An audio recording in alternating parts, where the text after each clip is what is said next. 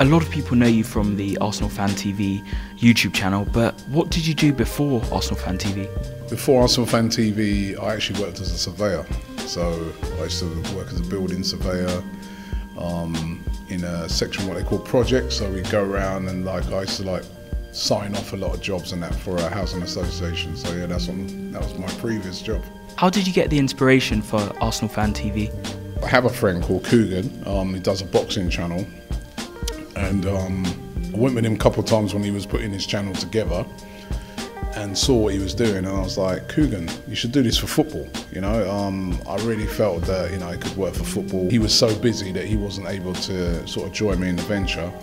So I just decided that, you know what, I'm just going to try and do it on my own. I didn't know anything about filming, I didn't know anything about YouTube, Facebook, nothing. I didn't have any social media presence at all. But I had an idea. You know, a lot of times you have an idea and you just talk and you don't do it. And I was like, no, I'm going to try and execute this idea. So literally from the idea just got it started, and being a big Arsenal fan, you know, I've been going to Arsenal for years and years and years, and always listening after the game to all the pundits and everybody like that talking about Arsenal. I was like, why do you never hear anything from the fans? Apart from, like, say, the phone-ins on the radio, you never saw fans being interviewed or having their opinion on video.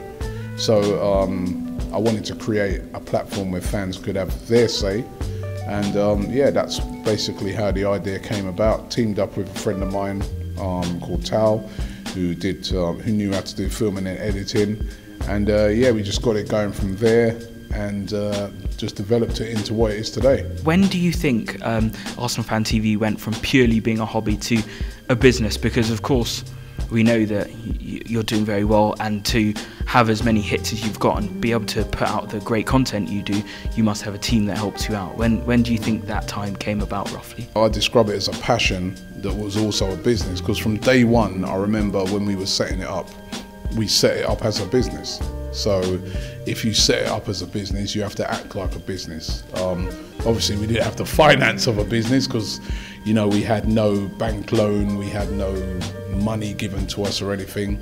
It was really, really hard at first, because, you know, all the money came out of, come out of my pocket basically. And even though I was working full time, my business partner Tal was working full time, I always treated it as a business. So yes, there'd be many, many nights where we get 1 hour sleep and then have to go to work the next day and things like that, or no sleep at all, or, you know, it was really tough to, you know, work-wise, but really enjoyable. What kind of barriers or problems have you had, you know, being from starting organically, just you and your business partner, to nowadays? Well, I think at first, you know, obviously there's the financial one, because I remember trying to get a bit of a bank loan or something to try and get some equipment and things like that, and that being turned down.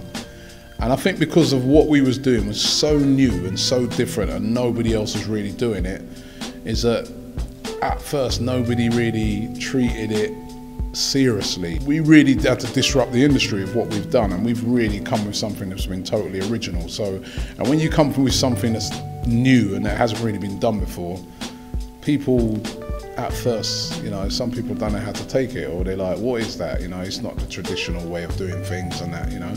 But we always kind of believed in what we were doing, and I always thought to myself, it can become successful. We have a terrible lack of diversity in sports media, and so do you think that perhaps that lack of diversity has put some people off trying to get into the industry? My brother actually is, you know, involved in sports media, and he's very successful at it. He's at Channel 4 now, has worked at BBC for many years. Whilst he inspired me, because, you know, our route was so different that I wasn't really able to call on him for advice, because what we was doing was so different. I mean, I looked at guys like KSI, for instance, and I remember meeting him one time on an advertising shoot and talking to him, and when he told me how hard he works and what he puts into being as successful as he is, even though it's completely different to what we do, I was kind of inspired by that. There wasn't many role models for me to look at, because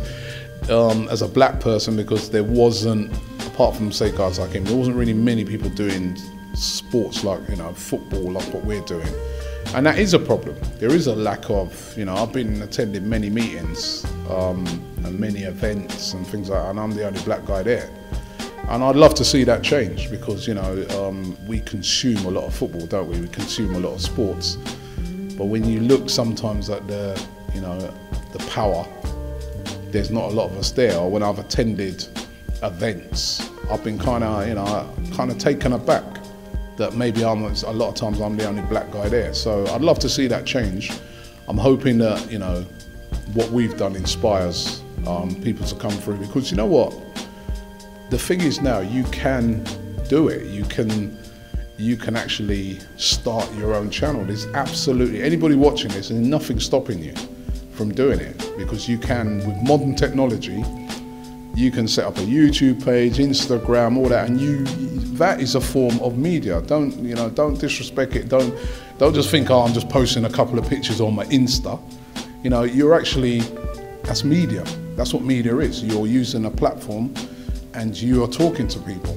So don't underestimate that. And, you know, and I think, you know, this is an opportunity now for a lot of people to grow ideas and to grow things, you know, in different things. So, you know, and if we can be used as an example of that, you know, that's fantastic for me.